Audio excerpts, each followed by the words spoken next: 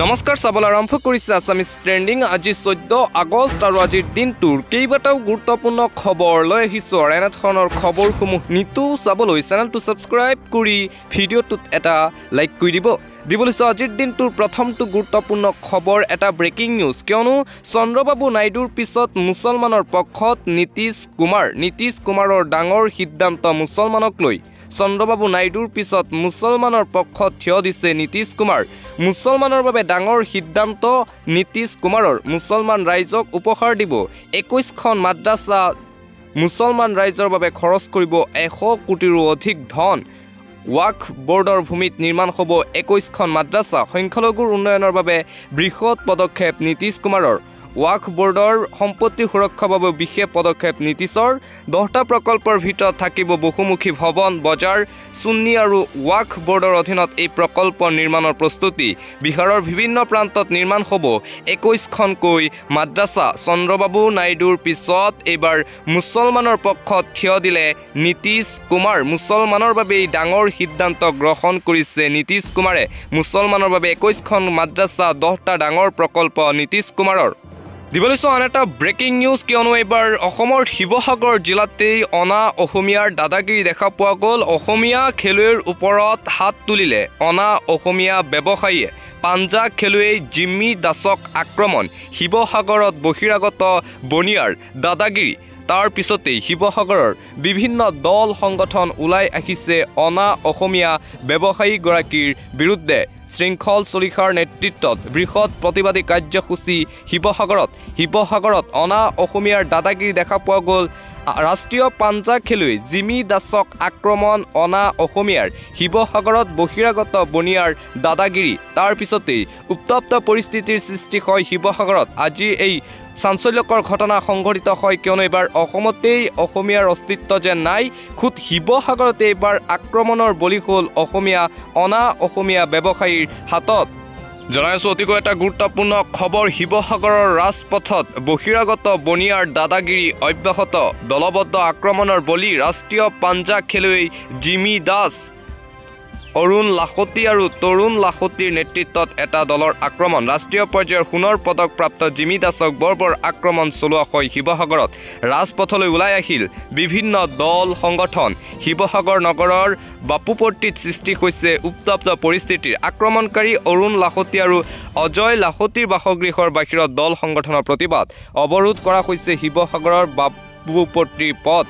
আবদ্ধ হৈ পৰিছে সকলো ধৰণৰ যান বাহন আৰু অচল হৈ পৰিছে যাতায়াত। আহত ৰাষ্ট্ৰীয় পৰ্যায়ৰ সোণৰ পদক প্ৰাপ্তি জিম্মী দাসক বৰ্তমানত চিকিৎসালয়ত ভৰ্তি কৰোৱা হৈছে। আৰক্ষীয়ে আক্ৰমণকাৰীক ৰক্ষণাবেক্ষণ দিয়াৰ অভিযোগ দল সংগঠনৰ। দিবলৈছোঁ আন এটা ব্ৰেকিং নিউজ, কিয়নো কাৰ অধীনত প্ৰথমগৰাকী হিন্দু বাংলাদেশীক অসমত নাগৰিকত্ব প্ৰদান কৰা হৈছে।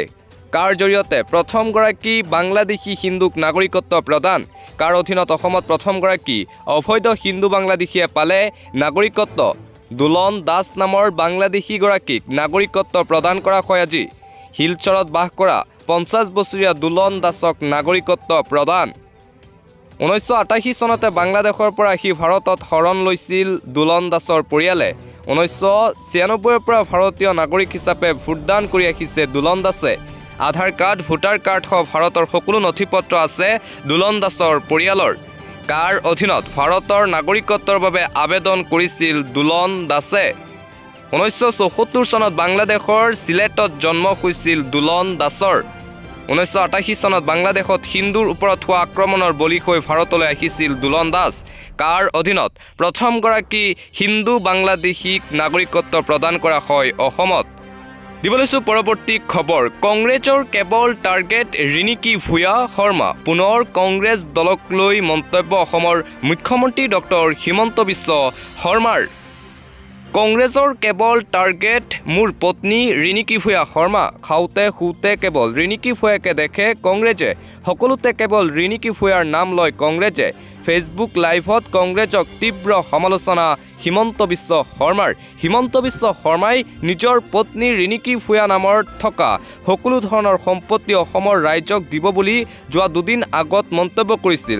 তাৰ পিছতেই বিৰোধী দলৰ নেতাসকল অখিল গগৈ, গৌৰৱ গগৈ, ভূপেন বৰাই কৈছিল যে কেতিয়া অসমৰ ৰাইজক নিজৰ পত্নীৰ নামত থকা সম্পদসমূহ দিব সেয়া ৰাজহুৱা কৰক হিমন্ত বিশ্ব শৰ্মাই আৰু তাৰ প্ৰতি উত্তৰত যোৱা নিশা ফেচবুক লাইভ আহি হিমন্ত বিশ্ব শৰ্মাই কয় মই মোৰ পত্নীৰ নামত থকা সম্পত্তি ৰাইজক দি দিম কিন্তু তাৰ আগতে আপোনালোকৰ নামত থকা সম্পত্তিসমূহ ৰাইজক কেতিয়া দিব তাৰো তথ্য ৰাজহুৱা কৰক ফেচবুক লাইভ যোগে এইদৰে প্ৰতি উত্তৰ দিয়া মুখ্যমন্ত্ৰীগৰাকীয়ে কংগ্ৰেছ দলক লৈ দিবলৈছো আন এটা অতিকৈ গুৰুত্বপূৰ্ণ খবৰ কা আন্দোলনৰ শ্বহীদক চৰম অপমান অসমৰ মুখ্যমন্ত্ৰী ডক্টৰ হিমন্ত বিশ্ব শৰ্মাৰ কা আন্দোলনত শ্বহীদক লৈ চূড়ান্ত অপমান হিমন্ত বিশ্ব শৰ্মাৰ কা আন্দোলনৰ শ্বহীদক চৰম অপমান ৰাজ্যৰ মুখ্যমন্ত্ৰীগৰাকীৰ কা আন্দোলনৰ শ্বহীদৰ মৃত্যুবাৰ্ষিকাৰ দিনটো প্ৰতাৰণা দিৱস হিচাপে পালন কৰিব চৰকাৰে কা আন্দোলনৰ নামত জাতিটোক প্ৰবঞ্চনা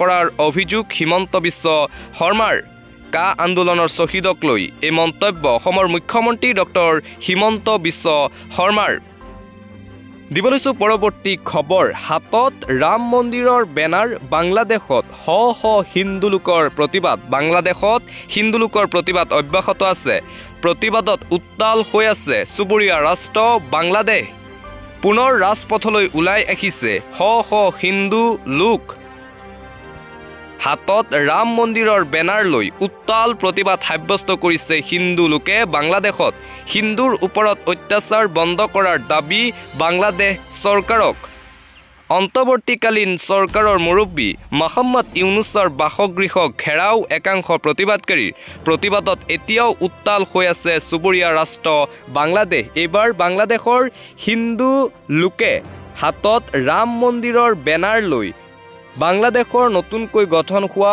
অন্তৱৰ্তীকালীন চৰকাৰৰ বিৰুদ্ধে তীব্ৰ প্ৰতিবাদ সাব্যস্ত কৰিছে বাংলাদেশৰ হিন্দু লোকক সুৰক্ষা দিয়াৰ দাবী এই প্ৰতিবাদকাৰীৰ দিবলৈছো অন্য এটা খবৰ ৰাজ্যবাসীয়ে উপভোগ কৰিব পাৰিব ৰাম মন্দিৰ দৰ্শনাৰ্থীৰ বাবে চৰকাৰৰ বিশেষ পদক্ষেপ ৰাম মন্দিৰক লৈ গুৰুত্বপূৰ্ণ মন্তব্য ৰাম মন্দিৰ দৰ্শন কৰিব বিচৰা লোকসকলৰ বাবে সুখবৰ ৰাজ্য চৰকাৰে গ্ৰহণ কৰিছে বিশেষ ব্যৱস্থা কম মূল্যতে অধিক সা সুবিধাৰে দৰ্শন কৰিব পাৰিব ৰাম মন্দিৰ গুৱাহাটীৰ পৰা অযোধ্যালৈ থাকিব বিশেষ ৰেলৰ সুবিধা মুঠ 4 দিনীয়া হ'ব অযোধ্যা ভ্ৰমণৰ কাৰ্যসূচী এবাৰত মুঠ 800 গৰাকী যাব পাৰিব অযোধ্যালৈ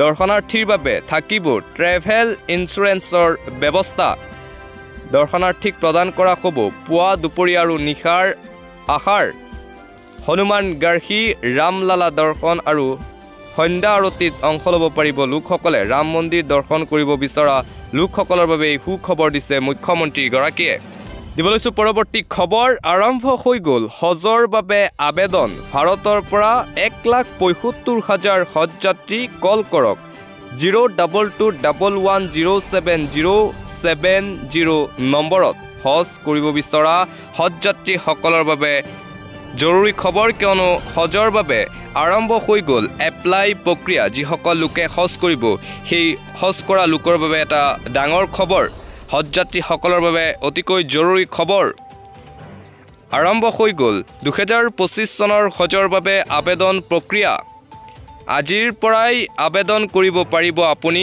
হজ যাত্ৰাৰ বাবে 9 ছেপ্টেম্বৰ 2024 হৈছে আবেদনৰ শেষ সময়সীমা ভাৰতৰ পৰা যাব 1,75,000 হজযাত্ৰী সৌদি আৰবে ভাৰতক দিছে 1,75,025 জন হজযাত্ৰীৰ বাবে কোটা আবণ্টন সংখ্যালঘু পৰিক্ৰমা মন্ত্ৰালয়ে জাৰি কৰিছে বিবৃতি যোৱা বছৰো একে সংখ্যক ভাৰতীয় নাগৰিকে কৰিছিল হজ যাত্ৰা সংখ্যালঘু পৰিক্ৰমা মন্ত্ৰী কিৰেণ ৰিজিজুৱে হজ কমিটিৰ জৰিয়তে আৰম্ভ কৰিছে আবেদন প্ৰক্ৰিয়া প্ৰথমবাৰৰ বাবে হজযাত্ৰীয়ে হজ সমিতিৰ ৱেবছাইটৰ জৰিয়তে কৰিব পাৰিব এপ্লাই ভাৰতীয় হজ কমিটিৰ বাবে মুকলি কৰা হৈছে হেল্পলাইন নম্বৰ অনলাইন আবেদনৰ বাবে লগ ইন কৰক hajcommittee.gov.in ৱেবছাইটত অথবা কল কৰক এই নম্বৰত দিবলৈছো অন্য এটা খবৰ YBYৰ লগতে অন্যান্য ট্ৰেডিং এপৰ বিৰুদ্ধে লোৱা হ'ব বিহিত ব্যৱস্থা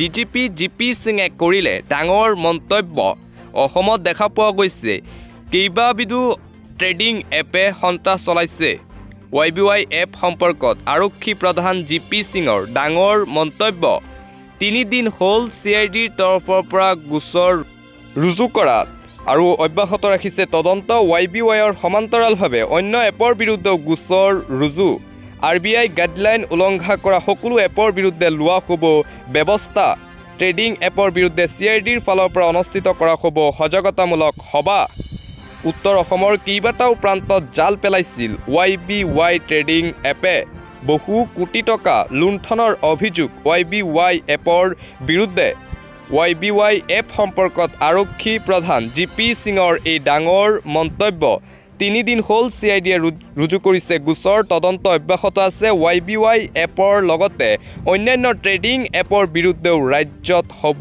তীব্ৰ অভিযান মন্তব্য DGP GP সিঙৰ